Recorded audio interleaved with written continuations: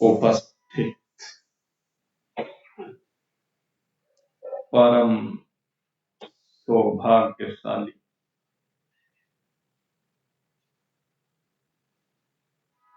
जिज्ञासु वृंद,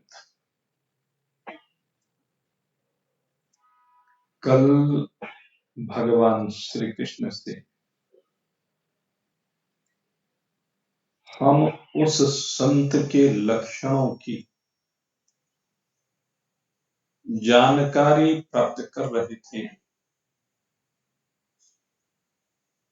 जो सब पापों से मुक्त हो जाता है। ये पाप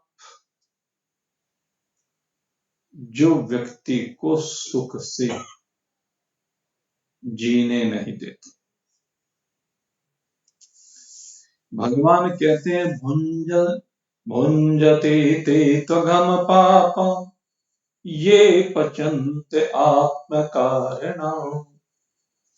कहते पाप है क्या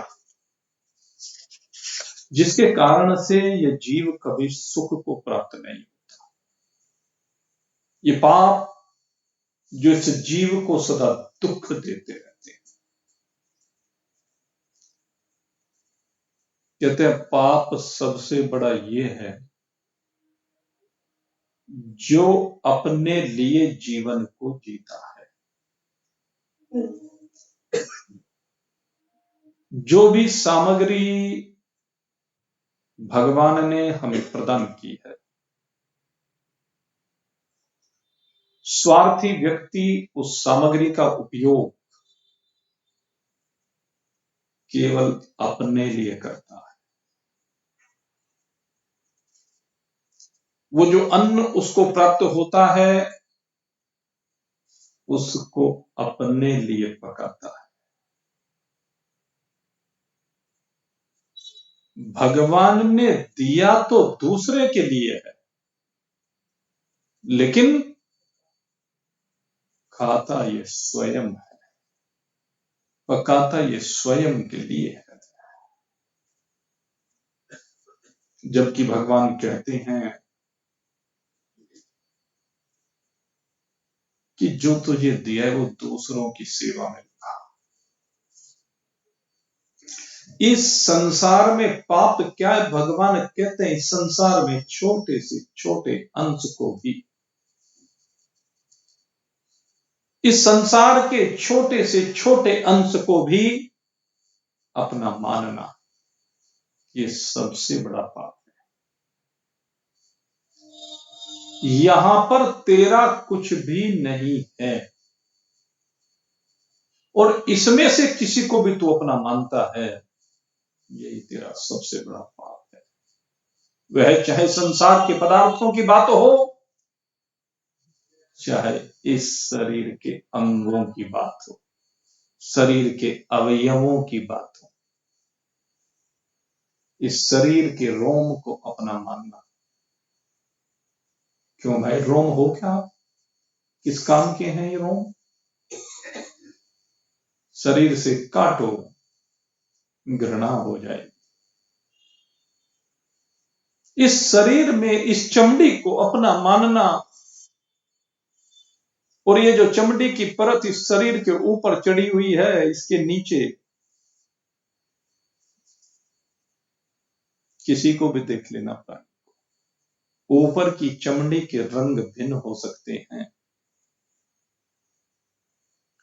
ऊपर का आकर्षण भिन्न हो सकता है, प्रतिकर्षण भिन्न प्रकार का हो सकता है, लेकिन अंदर तो सबके वही रक्त भरा हुआ है, मेद मज्जा है, मांसपेशियां हैं, अस्थियां हैं, मलमूत्र है,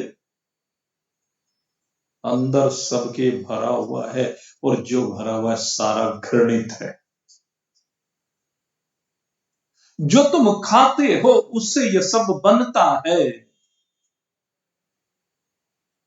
खाते हुए तुम्हें अच्छा लगता है, शरीर के अंदर रहते हुए भी तुम्हें अच्छा लगता है, लेकिन शरीर के बाहर आते वो तुम्हारे लिए घृणित हो जाता है। जो बाहर निकल रहा है वो भी तो जो तुमने बड़े चाव से खाया, बड़े प्रेम से खाया, बड़ी मेहनत करके कमा के लाए, उसके अलावा वो क्या है भाई? केवल रूप परिवर्तन हुआ है, और रूप परिवर्तन होने पर तुमने उसको त्याग दिया। और वास्तविकता ये है कि वो तुम्हारा था ही नहीं, इसलिए त्यागा। तुम्हारा कभी हो सकता नहीं, इसलिए त्यागा। इसमें जो अहम बुद्धि है, यही पाप। कहते हैं जो भी अगर लौकिक व्यवहार को लेकर के बात करें, कहते हैं शरीर की आवश्यकता के अनुसार, क्योंकि लौकिक व्यवहार में जो शरीर लोक में वर्त रहा है, तो उस बरतते समय इस शरीरस्थ जीवात्मा का ये दायित्व बनता है, क्योंकि शरीर के अंदर जीवात्मा विराजमान है, और ये जीवात्मा ही इस शरीर को चलाता है। जीवात्मा ने इस शरीर को धारण किया है, जीवात्मा ने यह शरीर रूपी वस्त्र पहना है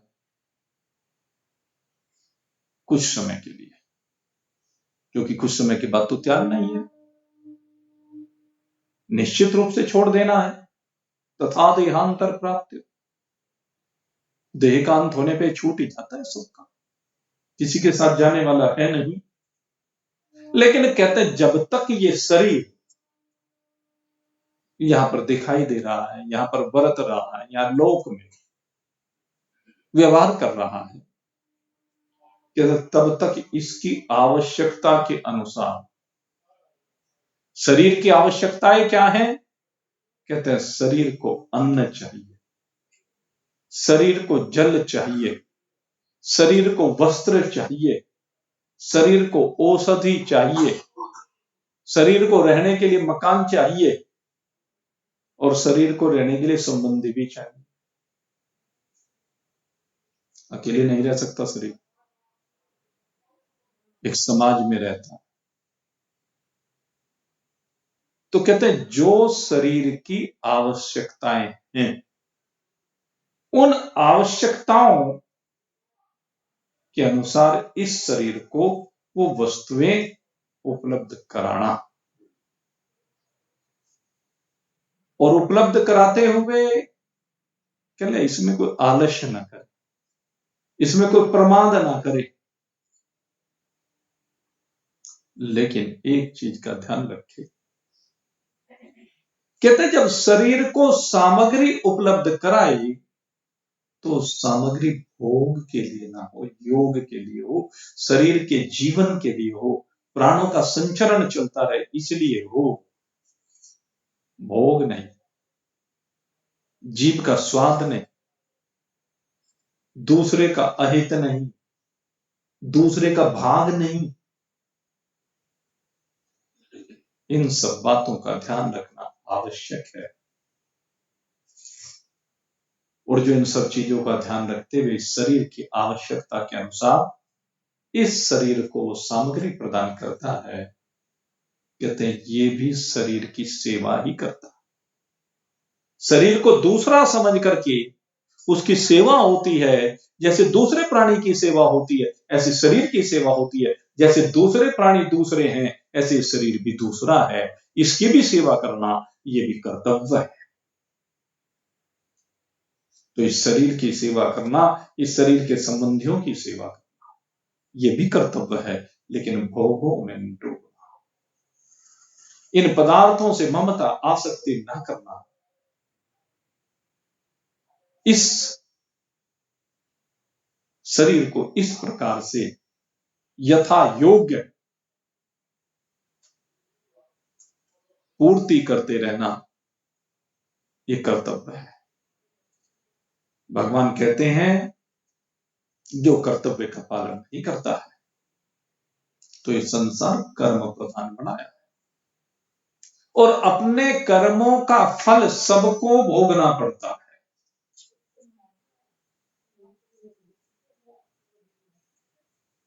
व्यक्ति को अपने किए हुए कर्मों का फल सबको भोगना पड़ता है। लेकिन एक बहुत बड़ी बात, इस बात को समझ लीजिए। जैसे कोई एक शराब पीने वाला व्यक्ति है, उसे कोई रोके तो क्या कहता है कि मैं तो पीऊंगा, तेरे बाप का माल, अपने बाप का माल पीता हूं,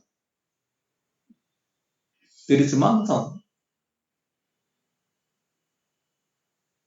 शराब शरीर के लिए हानिकारक, लीवर को खराब करती है, धीरे धीरे व्यक्ति को अंदर से खोखला कर देती है और एक दिन विनिष्ट कर। कितना ही समझाएं, लेकिन उल्टा बोलता है। लेकिन भगवान कहते हैं कि तेरे जो कर्म हैं वो तेरे तक सीमित नहीं है, इसलिए कर्म करते हुए बड़ी सावधानी रखने की आवश्यकता है। और भगवान भी इस बात को आगे कहेंगे कि अगर मैं सावधानी पूर्वक कर्मों को ना करूं तो ये सृष्टि नष्ट भ्रष्ट हो जाए। भगवान के कर्म ना करने से सृष्टि नष्ट भ्रष्ट हो जाती। इसलिए भगवान ने कहा, हम जब कहते हैं कि भगवान का जन्म बड़ा दिव्य है, कभी कभी अवतरित होते हैं, कारण विशेष पर अवतरित होते हैं, लेकिन भगवान कहते हैं कि मेरा जन्म ही नहीं, प्रकटन ही नहीं, अवतरण ही नहीं, अपितु जन्म कर्म च मे दिव्यम। कहते हैं मेरे दोनों ही चीज दिव्य है। कहते मेरे कर्म भी दिव्य है, मेरे कर्म भी आदर्श है, मेरे कर्म अनुकरणीय हैं। अगर मैं सावधान होकर के कर्मों का कर्ता ना बनूं, यद्यपि मैं असंग हूं, कब सदा अकर्ता हूं, लेकिन सावधानी पूर्वक कर्तव्य कर्मों को मुझे करना है, नहीं तो जगत नष्ट भ्रष्ट हो जाएगा। ठीक इसी प्रकार से भगवान कहते हैं कि अगर यदि तू जो दायित्व तुझे दिया गया है उसके अनुसार कर्तव्य कर्मों को नहीं करता, तो तेरे कर्म का प्रभाव केवल तेरे तक सीमित नहीं है, फल जरूर तेरे तक सीमित है, लेकिन उसका प्रभाव सारे संसार पर। हमारे किए गए कर्मों का प्रभाव संसार के ऊपर पड़ रहा है, इसलिए आवश्यक है कि हम अपने कर्मों को सुधारें।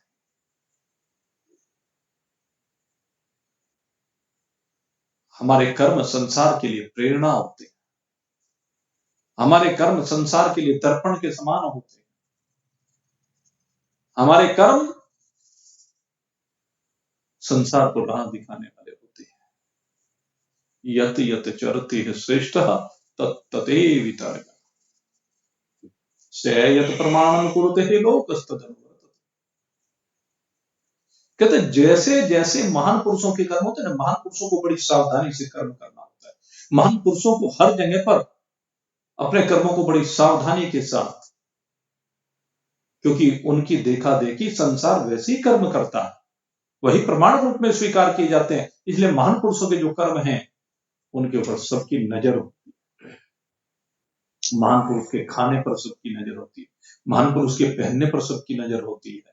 ये इतनी रोटी क्यों खाता है, इतनी कम क्यों खाता है, इतनी ज्यादा क्यों खाता है, इसे, अरे ये चाट पकौड़ियां इसके खाने के लिए थोड़े ना बनी, ये रसगुल्ले इसके खाने के लिए थोड़े ना बने। वो देखता है और देख करके अपने विचार बनाता है। इसलिए महान पुरुषों के लिए कहा, महान पुरुषों को सदा सादगी का जीवन, महान पुरुषों का जो जीवन है वो सबके लिए आदर्श होता है, सबका पथ प्रदर्शक होता है। इसलिए उसका भोजन आदर्श होना चाहिए, शुद्ध सात्विक भोजन होना चाहिए। उसके वस्त्र भी सादगी से परिपूर्ण होने चाहिए। वस्त्रों का बड़ा प्रभाव पड़ता है, और जो व्यक्ति जितना ज्यादा प्रसिद्ध होता है उतना ही ज्यादा प्रभाव पड़ता है। कोई व्यक्ति प्रसिद्ध हो जाए, क्योंकि हमारे यहाँ अनेक फील्ड है, अनेक फील्ड में व्यक्ति प्रसिद्ध हो जाते। जैसे एक फील्ड है फिल्म इंडस्ट्री वाला, उस फिल्म इंडस्ट्री में जो हीरो होते हैं, जो प्रसिद्ध हो जाते हैं, तो उनको देख करके आज की युवा पीढ़ी उन्हीं के अनुसार पहनना चाहती है, खाना चाहती है, मौज मस्ती करना चाहती है, भाग दौड़ करना चाहती है, स्टंट करना चाहती है। वो एक बहुत बड़ी बीमारी लग गई। पिछले 4-5 साल में जो हमारे क्रिकेटर हैं, उनको अपना आदर्श मानने लगे। और क्या बीमारी लग गई हमारे बच्चों में, आज की युवा पीढ़ी में, जिसे देखो वो कुंची सी रखते फिरता है। पहले जो ये कुंची रखा करते थे, दाढ़ियां रखी करते थे, हमारे जमाने में जो ये दाढ़ी रखा करते थे उनको क्या कहते थे? देखो कितने तरह के विशेषण उसके लिए प्रयोग किए गए हैं। हमारे यहाँ दाढ़ी रखने वाले को अच्छा नहीं माना जाता था। महान पुरुषों की दाढ़ी मूछें वो अलग किस्म की होती है, वो नहीं, ये बनावटी दाढ़ियां। उसको देखते ही कहते थे भाई ये तो गया बस काम से, ये तो कुल का कलंक है। जो दाढ़ी रख लेता था उसको कहते थे कुल में कलंक है, ये कहा जाता था। और आज ये बीमारी सबको लग गई, घर घर में लग गई। किसको देख करके? इन क्रिकेटरों को, इन फिल्म के हीरो को। मैं कहता हूं हीरो नहीं, जीरो नहीं, ये बीमारी लगा दी। इनके चरित्र आदर्श नहीं है, इनका रहने का ढंग आदर्श नहीं है, तो समाज के ऊपर प्रभाव पड़ रहा है कि नहीं पड़ रहा है?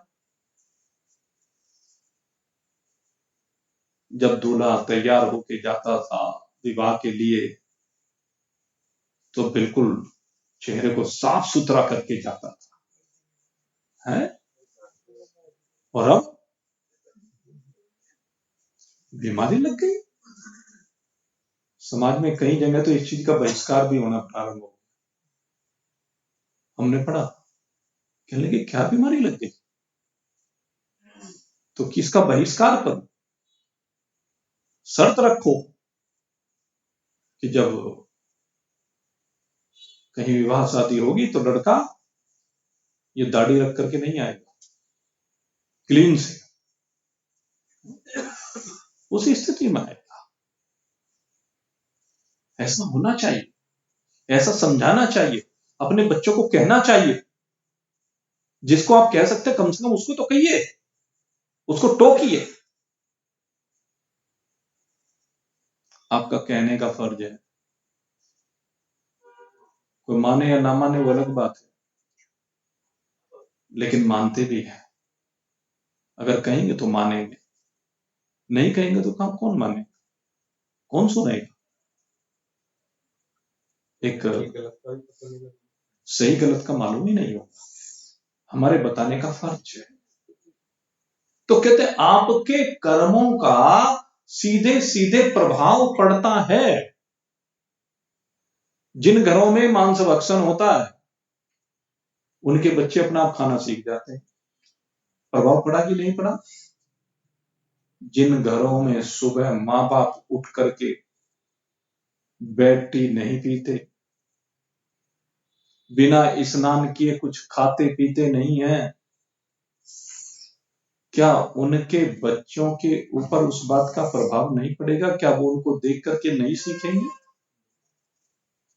जिन घरों में प्रातः काल भगवान की पूजा होती है, क्या उनके बच्चे देख करके वो नहीं सीखेंगे? जिन घरों में आरतियां होती हैं, कीर्तन होते हैं, गीता जी का पाठ होता है, रामायण का पाठ होता है, क्या उन बच्चों के कानों में वो नहीं पड़ेगा? बचपन में अगर उनके कानों में पड़ने लगा तो मैं चौपाइयां, मैं श्लोक, मैं आरतियां, मैं स्तुतियां, मैं प्रार्थनाएं, कीर्तन उनकी जिंदगी में समाहित हो जाएगा। वो स्वतः ही गुनगुनाने लगे, उनको स्वतः ही याद हो जाएंगे। इसलिए घर में ये सब चीजें करने की आवश्यकता है। इन कर्मों का प्रभाव पड़ता है, हर कर्म का प्रभाव पड़ता है। कसाईयों के घरों में जाइए, उनके बच्चों को गालियां सिखाने की आवश्यकता नहीं है, क्योंकि माँ बाप का प्रभाव है। ये प्रभाव की बात है। इसलिए हमारे कर्म आदर्श होने चाहिए, महान पुरुषों के कर्म आदर्श होने चाहिए, सज्जन पुरुषों के कर्म आदर्श होने चाहिए। अगर आप अपनी गृहस्थी को ठीक प्रकार से चलाना चाहते हैं तो आपके कर्म प्रेरक होने चाहिए, शास्त्रोक्त होने चाहिए, मर्यादित होने चाहिए। भगवान श्री राम को इसीलिए मर्यादा पुरुषोत्तम कहा जाता है, क्योंकि उनका प्रत्येक कर्म मर्यादित है। उच्च श्रृंखला नहीं होना चाहिए, मनमाना नहीं होना चाहिए। चित्त को शांत कीजिए। आपके कर्म मर्यादित तब हो सकते हैं जब अपने चित्त को आप शांत कर लें। दूसरा कोई कुछ भी कर रहा है, आपको अपनी मर्यादा से बाहर नहीं निकलना है। फिर अंतर क्या रह गया? अगर यदि आप अपनी मर्यादा से बाहर निकल गए दूसरे को देख करके, फिर आप में उसमें अंतर क्या रह गया? एक व्यक्ति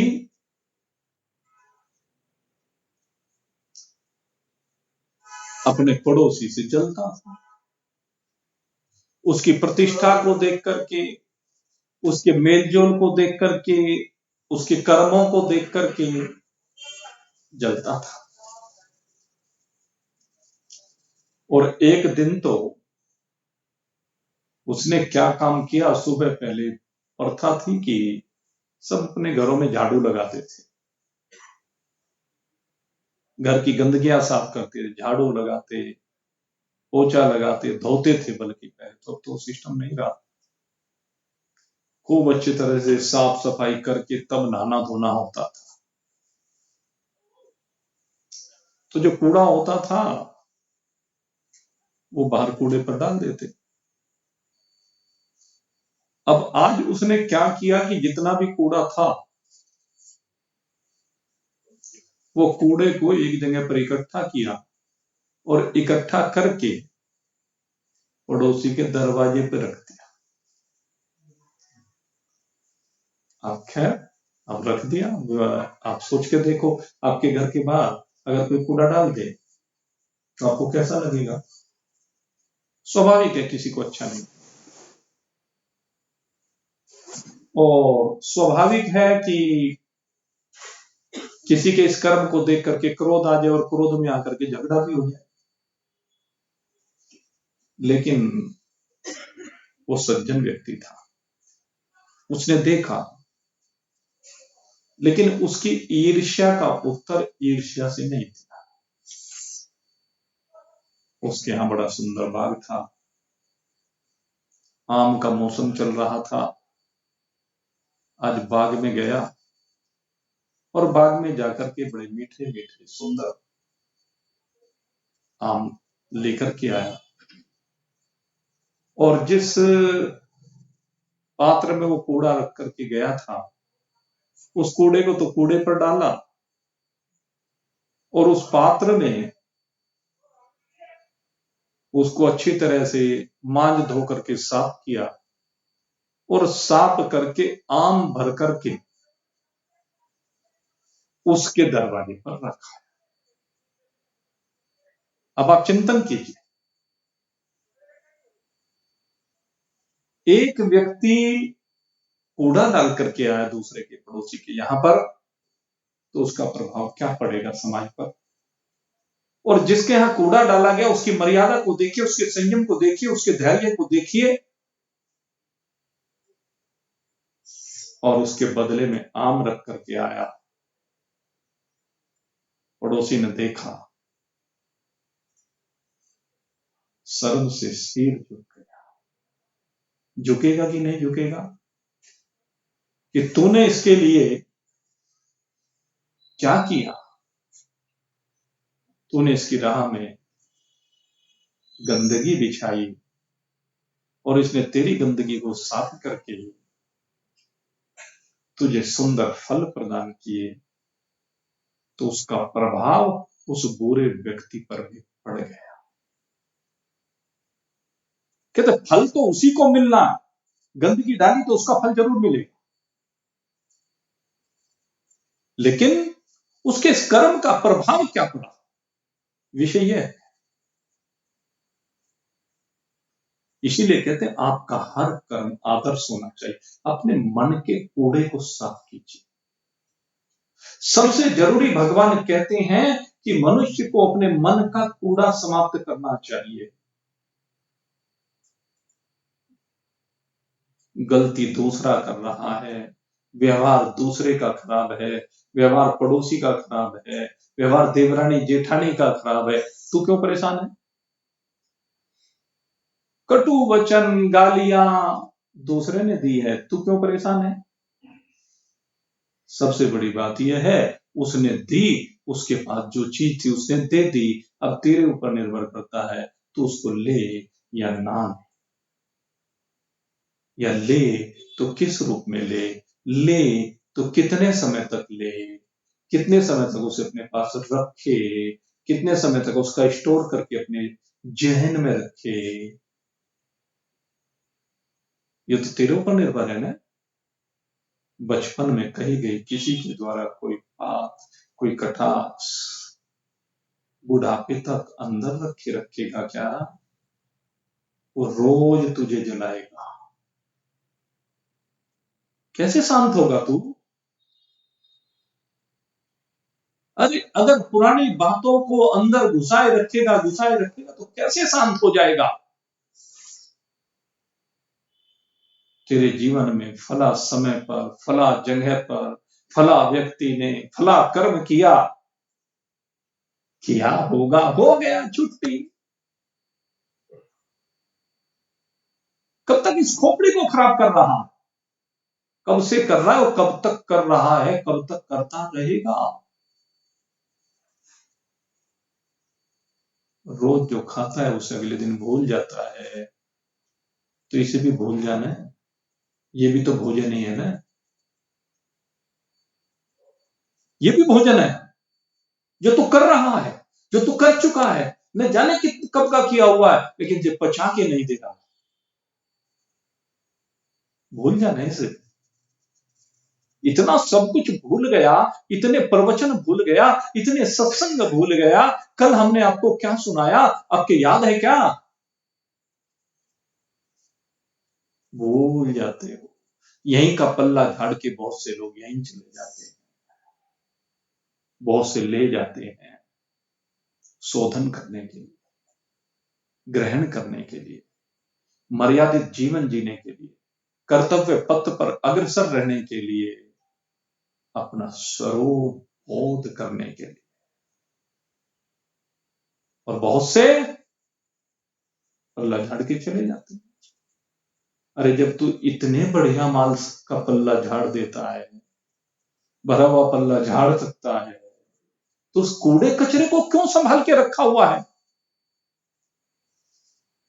उस कूड़े कचरे की टोकरी को खाली कर।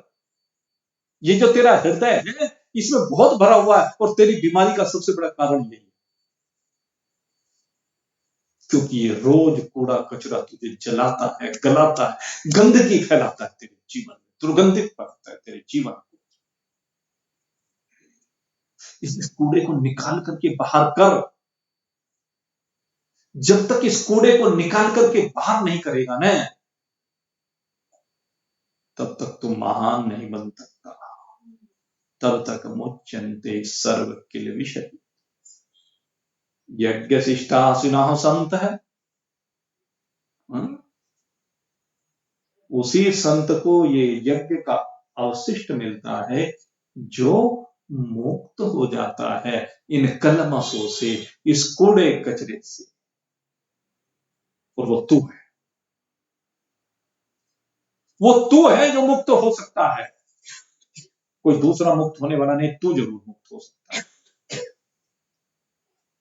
सेल्फ कॉन्फिडेंस की आवश्यकता है। एक ही झटके में झटक दे सब, चिकना घड़ा बन जा। यज्ञ अवशिष्ट की बात उसी के लिए हो सकती है जो चिकना घड़ा बन जाता है, जिसे न दूसरे की बुराई से मतलब है न अच्छाई से मतलब है। अच्छाई और बुराई दोनों से परे हो गया, अपने पाप और पुण्य दोनों से परे हो गया, धर्म धर्म दोनों से परे हो गया, लाभ हानि जय पराजय मान अपमान सब सीमाओं से बाहर हो गया। उसी को मिलता है यज्ञ अवशिष्ट। भुंजनते ते त्वघम पापा, नहीं तो पाप का भक्षण करते रहे, और पाप तो भाई चलाएंगे, क्योंकि पाप ताप देता है और ताप आपके हृदय को जलाता है, रोज जलाता है। इसलिए कहते हैं कर्म सुधार, अपने कर्म को सुधारने की आवश्यकता है, संयमित मर्यादित जीवन जीने की आवश्यकता है। आठव जथा लाभ संतोषं, आठव जथा लाभ संतोषा, सपना हो नहीं देखे पर दोषा, सपना हो नहीं देखे पर दोषा। ये है भगवान श्री राम ने सबरी से यही कहा, स्वप्न में भी दूसरे कोई दोषों को मत दे, दूसरा खराब है होने दे, बिगड़ा हुआ है बिगड़ा रहने दे, तू तो मत बिगड़, उस खराब को देखकर तू तो खराब मत हो। संतोष कर, जो मिल रहा है जितना मिल रहा है उसमें संतोष कर। भगवान ने तेरी आवश्यकता के अनुसार तुझे जितनी आवश्यकता है उतना दे दिया, आवश्यकता जिसकी जितनी है उतना भगवान देता है, कर्तव्य के लिए जितनी आवश्यकता उतने साधन भगवान ने दिए हैं, और जो दिए हैं उसी को सेवा में लगा दे, कि इसी से कल्याण हो जाएगा। संतोष कर, धैर्य रख, शांति रख, भ्रांति में मत जी, शांति से। ये बता रहे थे भजन में, भ्रांति और शांति, हालांकि बाद में भ्रांति कोई शांति बोल दे, वो पढ़ने में गड़बड़ हो जाती है, समझने में गड़बड़ नहीं होती, पढ़ने में गड़बड़ होती है। पहले भ्रांति और शांति बोला, फिर शांति और शांति बोला, तो बढ़िया बोला। भ्रांति मिट करके शांति होनी चाहिए, ये तो बढ़िया। जीवन में जो भ्रांति है वो मिट जाए तो शांति आ जाती है, इसलिए तुम्हारे जीवन की जब भ्रांति मिट गई तो शांति हो गई। वो इस भ्रांति को मिटाइए, बदलिए अपने जीवन को और अपने लिए जीना बंद कीजिए।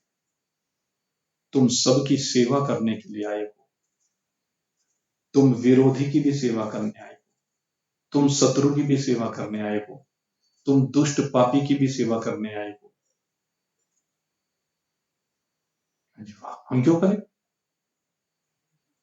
क्यों भाई वायुदेव नहीं कर रहा, अग्नि नहीं कर रहा, जल नहीं कर रहा, पृथ्वी नहीं कर रही है।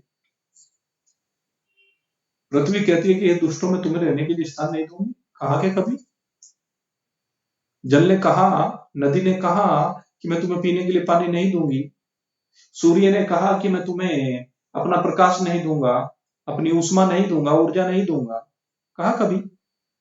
वायु ने कहा कि मैं तुम्हें ये जो प्राणवायु है नहीं दूंगा, कहा कभी? तो तुम क्यों कह रहे हो?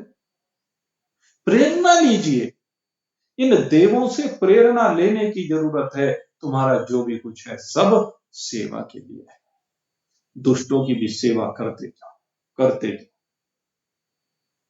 किसी दिन तो उस दुष्ट के भी मन में परिवर्तन होगा। किसी दिन तो वो भी बदलेगा। एकनाथ जी महाराज इसका श्रेष्ठतम उदाहरण है। वो दुष्ट यवन एकनाथ जी गोदावरी स्नान करके आते, उनके ऊपर कीचड़ फेंक देता। एक बार फेंका, 2 बार फेंका, तीसरी बार फेंका, होते होते 108 बार फेंका। 108 बार कीचड़ पड़ने के बाद भी धैर्य रखा, संयम रखा, संतोष रखा, एक शब्द नहीं बोले स्वामी एकनाथ। वापस जाकर के शोधन करा। तुम्हें कोई अगर यदि देवरानी, जेठानी, सास, बहू एक बार कुछ कटु शब्द कह दे तो ये कटु शब्द का है, कीचड़ ही तो है।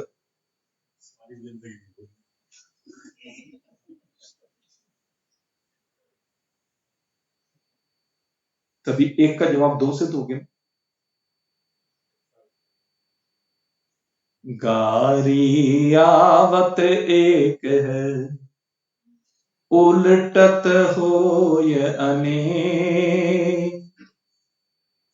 कहत कबीर मत उलटिए, वही एक किए।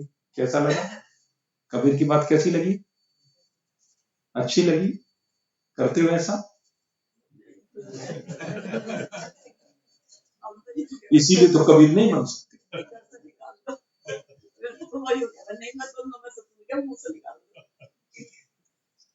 यही तो गड़बड़ होती है। इसमें एक कल्याण में एक बार इसके बारे में बहुत दशा आई, तो उसमें वो दुरानी वाली बात आई। तो एक दूसरे को आप भी क्या शुक्र, मैं तेरा मुनि देखनी, मैं तेरा मुनि देखनी चली। फिर दुरानी 2 मिनट पीछे वो चाय बना के लाई और दरवाजा खटखटा। उसने कहा भाई तुम क्यों आई हो? कि मुझे आपसे बात कर, चाय लेके। कहने लगे मेरी माता जी ने मुझे कह रखा था अगर कोई बात गलत कह दे तो उस समय उसने तुम्हारे लिए क्या अच्छा कर रखा वो सोचो और वो कहो। भाई दोनों आपसे जीवन बदल जाए, मेल मिला। यही तरीका है। जब गाली आती है तो उसे दोनों कानों से ग्रहण मत करो। इधर से इधर पास हो गए, यहां से पास मत करो। गड़बड़ है, यहां से जब पास होती है तो एक से अनेक हो जाती है, और एक से अनेक होती गड़बड़ हो जाती है। यही समझने की जरूरत है। भगवान एक एक चीज के ऊपर बोलते हैं। कोई ऐसा फील्ड नहीं है जहां पर भगवान ने हमें समझाया ना हो, जो हमारे जीवन की समस्या उनका सोल्यूशन ना किया। देखिए जीवन को, कबीर इसीलिए नहीं बन पाते, संत इसीलिए नहीं बन पाते, महान पुरुष इसीलिए नहीं बन पाते। महान बनना है तो महान काम करने पड़ेंगे, तभी तुम्हारा प्रभाव दूसरे के ऊपर पड़ेगा। अगर स्वार्थ में जीवन को जीते रहोगे तो कभी महान नहीं बन सकते। निस्वार्थ जीवन हो, पारमार्थिक जीवन हो, कल्याणार्थ जीवन हो, और ये जीवन संतों का होता है। ऐसे ही संत मुच्यन्ते सर्व किल विषय, सब पापों से मुक्त हो जाते हैं। और भाई रही कर्म की बात और कर्म फल की बात, कर्म के ऊपर कर्म फल है, और एक दिन कर्म का फल भी जो है वो नष्ट होने वाला है, कर्म का फल भी रहने वाला नहीं। और कहते हैं जो कर्तव्य कर्म से विमुख हो जाते हैं, मौका पड़ने पर जो कर्तव्य कर्मों को नहीं करते, मौका मिला चाहे उसमें ज्ञानी भी क्यों ना हो, आत्मज्ञानी भी क्यों ना हो, आत्मज्ञानी के लिए कुछ भी करना नहीं बनता है। उसके ऊपर शास्त्र की कोई मर्यादा लागू नहीं होती है, कोई नियम कानून लागू नहीं होता। आत्मज्ञानी शास्त्र की मर्यादाओं से परे। लेकिन कहते हैं कि जब कोई कर्म सामने प्रकृति के द्वारा सौंप दिया जाता है, श्रेष्ठ कर्म, तो कहते हैं वो उससे पीछे नहीं हटता उनका शरीर से उसको कर जाते हैं, वैसे असंग रहते हैं। भगवान भी यही कह रहे हैं कि मैं सावधानी पूर्वक कर्मों को करता हूं। सावधानी पूर्वक क्या है कि चिपके नहीं, सावधानी इसको कहते हैं। भगवान चिपकते नहीं। न माम कर्माणि लिंपन्ति, भगवान ने क्या कहा, न माम कर्माणि लिंपन्ति, कहते मैं कर्मों में लिप्त ही नहीं होता, कर्मों में चिपकता ही नहीं। कर्म होते भी रहते हैं, करता भी रहता हूं, लेकिन चिपकता नहीं। वो मेरी सबसे बड़ी खूबी है। आप चिपक जाते हैं, बस गड़बड़ी है। कहते कर्म को बिना चिपके कीजिए। अगर कर्तव्य पथ पर ये कर्म होते रहे तो कहते हैं अकाल नहीं आएगा, महामारी नहीं आएगी, बीमारियां नहीं आएंगी। और यहां तक कहा, कहते हैं जिस समय मृत्यु आएगी तो वो भी कष्ट प्रदान नहीं करेगी, आएगी और चली जाएगी। वो भी पहरा, वो क्या कहते हैं, क्या हवा के झोंके की तरह। मृत्यु भी आने वाली और जाने वाली, आगमा पाइनो अनित्य है। मृत्यु भी क्या है, आने वाली है, जाने वाली है और अनित्य है। मृत्यु विनाशी है, तू अविनाशी है। तो मृत्यु का साक्षी है, दृष्टा केवल है। इस वास्तविकता को समझ और सब चीज से बच जाएगा जब तू इस वास्तविकता को समझ। इसलिए भगवान कहते हैं ये पचन्ते आत्म कारण, तो इस अपने लिए अन्न पकाने का कारण मत बन, अपने लिए जीवन जीने का कारण मत बन। अपने संसाधनों को, अपनी योग्यता को, अपने बल को, अपनी शक्ति सामर्थ्य को, कहते हैं कर्तव्य कर्मों का निर्वहन करने में लगा दे, एक पक्ष। और दूसरा पक्ष,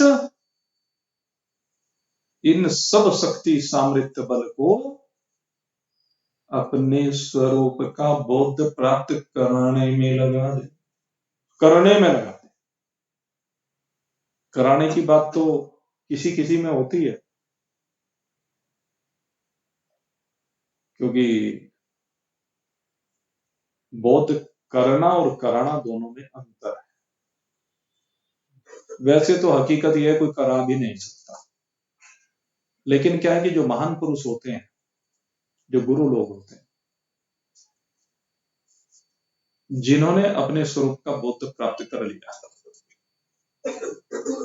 वही परंपरा से अन्य को बोध कराने में सहायक बनते हैं।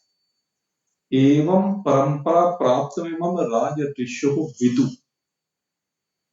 भगवान ने कहा कि परंपरा से इस ज्ञान को राज ऋषियों ने जाना। इमम विवस्वते योगम प्रोक्तवान अहम अपने, कहते मैं इस योग को कहने वाला हूं, बताने वाला हूं, कराने वाला हूं, समझाने वाला हूं। यह गुरु का काम। इसीलिए भगवान को कहते हैं कृष्णम वंदे जगत। जितने भी गुरु हैं भगवान श्री कृष्ण का प्रतिनिधित्व करते हैं, क्योंकि वो भगवान श्री कृष्ण के द्वारा प्रदत्त ज्ञान को, भगवान नारायण के द्वारा प्रदत्त ज्ञान को प्रदान करते हैं। व्यासाय विष्णु रूप है, इसलिए जो व्यास होता है उसको भगवान नारायण का स्वरूप कहा है। व्यासाय विष्णु रूप है, क्योंकि भगवान विष्णु का व्यास बन करके वो कार्य कर रहा है। जो कार्य भगवान नारायण ने सौंपा है वो उस कार्य को कर रहा है, इसलिए व्यास है। व्यास माने दूसरों को प्रेरित करने वाला, व्यास माने दूसरों को राह दिखाने वाला, व्यास माने पथ प्रदर्शक, प्रेरक। प्रेरक असंग रह करके क्रिया को कर देता है। जैसे रसायन विज्ञान जो हमारे यहाँ है उसमें केमिकल रिएक्शंस होती है, और केमिकल रिएक्शंस में क्या होता है कि कुछ चीजें ऐसी होती हैं जब दो चीजों को मिलाएं तो उनके बीच में क्रिया नहीं होती, लेकिन अगर उनके बीच में एक प्रेरक दे दिया जाए उसको कहते हैं उत्प्रेरक, कैटलिस्ट, तो उसकी उपस्थिति से उन दोनों के बीच में क्रिया हो जाती है। जो क्रिया होती है उन दोनों की उपस्थिति से होती है।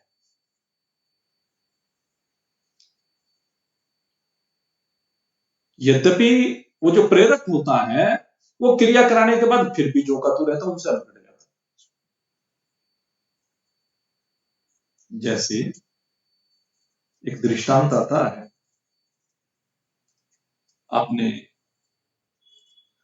भगवान राम की जो लीलाएं हैं जनकपुरी की, उसमें क्या है कि एक ही समय पर भगवान श्री राम गुरु की पूजा के लिए, गुरु विश्वामित्र जी की पूजा के लिए पुष्प लेने के लिए पुष्प वाटिका में गए। बाग के माली से आज्ञा लेकर वो पुष्प चुनने लगे। उधर सीता माता, हमारे यहां प्रथा है कि विवाह से पहले मां गौरी के पूजन के लिए जाती है, तो मां गौरी का मंदिर भी उसी वाटिका में है। अब मां सीता तो मंदिर में जा रही है, वो वाटिका में जा रहे हैं, थोड़ी सी दूरी पर है, दोनों का मिलन नहीं है वहां पर। एक मंदिर में, एक वाटिका में पुष्प चुन रहे हैं, दोनों ने एक दूसरे को देखा नहीं, लेकिन दोनों का मिलन कराया किसने? एक सखी, सीता जी के साथ एक सखी, उसने भगवान को देखा और भगवान को देख करके सीता जी को बताया, सीता जी को प्रेरित किया। सीता जी के मन में कोई भाव नहीं हो सकता, लेकिन सीता जी को भगवान का स्वरूप देखने के लिए प्रेरित किया कि कैसी सुंदर बात, एक बार देख तो ले, तो वो प्रेरक बनी राम और सीता के मिलन में। तो इसी प्रकार से गुरु प्रेरक बनता है, गुरु उत्प्रेरक बनता है जीव और ब्रह्म के मिलन में, शिष्य और ब्रह्म के मिलन में, और फिर मिलन कराते पीछे हट जाता है पंडित जी की तरह। पंडित जी ने एक हाथ में दूल्हे का हाथ लिया, दूसरे हाथ में दुल्हन का हाथ लिया, और दूसरे हाथ में उसका हाथ पकड़ा दिया। पानी ग्रहण, कहने ले इसका हाथ अपने हाथ में पकड़ ले, अब से इसकी जिम्मेदारी तेरी, अब से इसके पालन पोषण की जिम्मेदारी तेरी, अब से इसके सुख दुख की जिम्मेदारी तेरी, अब से इसका गोत्र तेरा गोत्र, अब से इसका उधर से कोई संबंध नहीं, तेरे साथ संबंध जुड़, यह पानी ग्रहण। और पंडित जी अपने हाथ को अलग हटा लेता। ठीक यही बात है, जो ब्रह्मनिष्ठ ब्रह्मवेता होते हैं वो यही करते हैं। असंग नमाम कर्माणि लिम्पन्ति, भगवान कहते हैं मैं असंग हूं। असंग होकर ही भगवान अपने शिष्यों को, अपने भक्तों को, अपनी शरण में आए हुए को उनके स्वरूप का बोध करा देते हैं। ये भगवान का प्रभाव है, और ये प्रभाव सबके अंदर है अगर यदि आप इसका इस्तेमाल करें। लेकिन आप इसका इस्तेमाल कौन कर पाते हैं, कौन नहीं कर पाते, ये आपको देखना है। हम संसार में रोज के काम काज में अपने प्रभाव को और जगह तो दिखाते रहते हैं, हर जगह टांग अड़ानी है। क्या है? हर जगह टांग अड़ानी है, लेकिन टांग यहां अड़ा लो ना, बजाय उसकी, बजाय उनके कामों में हस्तक्षेप करने के, इधर उधर झांकने के, क्या करो? ब्रह्म ज्ञान सुनने के बाद ब्रह्म ज्ञान प्रदाता बनकर के उनके जीवन में परिवर्तन का प्रयास कर लो। यहां अड़ा उठाना, इधर उधर की बात क्यों करते हो? कभी राजनीति की बात, कभी फिल्मों की बात, कभी खेलों की बात, कभी इधर की बात, कभी उधर की बात, कभी बेटे की बात, कभी बहू की बात, कभी सास की बात, पता नहीं किस किस की बात।